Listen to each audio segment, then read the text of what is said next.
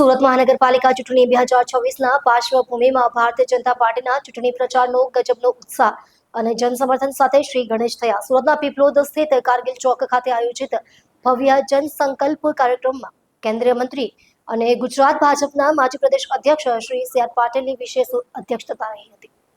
આ ઐતિહાસિક કાર્યક્રમમાં પાર્ટીએ સુરત શહેરની 120 જેટલી બેઠકોના ઉમેદવારોને એકત્ર કરીને ભવ્ય જનશક્તિનું પ્રદર્શન કર્યું. કાર્યક્રમની મુખ્ય બાબત રહી જ્યારે તમામ ઉમેદવારોએ એકત્ર થઈને જનસેવા સંકલ્પનો ભવ્ય સમારોહમાં સામૂહિક સંકલ્પ લીધો.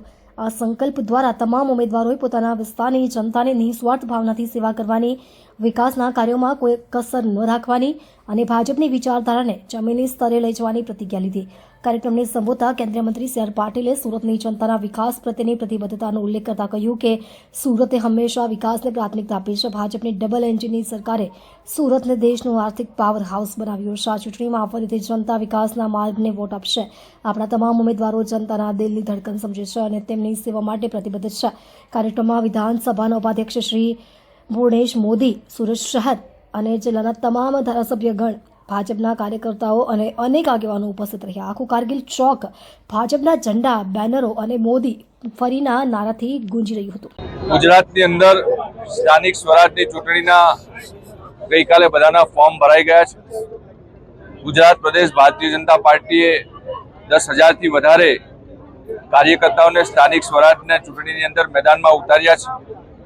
એક લોકપ્રતિનિધિ તરીકે આવનારા સમયમાં જ્યારે ચૂંટણી જીતીને બધા લોકો જ્યારે લોકોનું પ્રતિનિધિત્વ કરવાના છે ત્યારે ભારતીય જનતા પાર્ટીએ 15 મહાનગરપાલિકાની અંદર જૂની 6 મહાનગરપાલિકા અને નવી 9 મહાનગરપાલિકા એની અંદર પ્રદેશ નેતૃત્વ અને ખાસ કરીને સુરત મહાનગરની અંદર કેન્દ્રીય જળશક્તિ મંત્રી અને અમારા પૂર્વ પ્રદેશ અધ્યક્ષ આદરણીય શ્રી સી.આર. પાટીલજી અહીંયા ઉપસ્થિત હતા.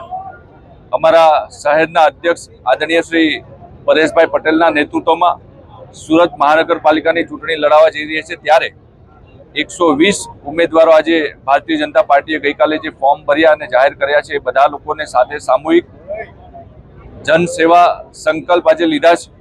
આવનારા સમયમાં ભારતીય જનતા પાર્ટી સુરત મહાનગરની અંદર 120માંથી 120 ઉમેદવાર અમારા જે છે એ જીતવાના છે અને એ ઉમેદવારો જ્યારે જીતીને આવશે ત્યારે લોકોની સેવા માટે, જનસેવા માટે કામ કરવાના છે. ત્યારે એ જ્યારે ચૂંટણીના મેદાનમાં ઉતર્યા છે એ પહેલા એમનો સંકલ્પ રહે કે જે રીતે દેશના યશસ્વી પ્રધાનમંત્રી શ્રી માનનીય નરેન્દ્રભાઈ મોદી સાહેબ જ્યારે લોકો માટે કામ કરી રહ્યા છે, સેવાકીય કામ કરી રહ્યા છે, છેવાડાના લોકો સુધી સમાજ સરકારની યોજના પહોંચાડી રહ્યા છે, ત્યારે જે પણ લોકો ચૂંટાઈને આવે એ પણ એ જ ધ્યેય સાથે, એ જ સેવાના સંકલ્પ સાથે ચૂંટણીના મેદાનમાં ઉતરે, લોકો વચ્ચે જાય અને ભવ્ય વિજય સાથે બધા જ લોકો 28મી તારીખે પ્રતિનિધિ તરીકે ચૂંટાઈને આવવાના છે. ત્યારે આવનારા 5 વર્ષ સુધી જનસેવાનું કામ કરશું એ આજે સંકલ્પ લેવડાવવામાં આવ્યા છે.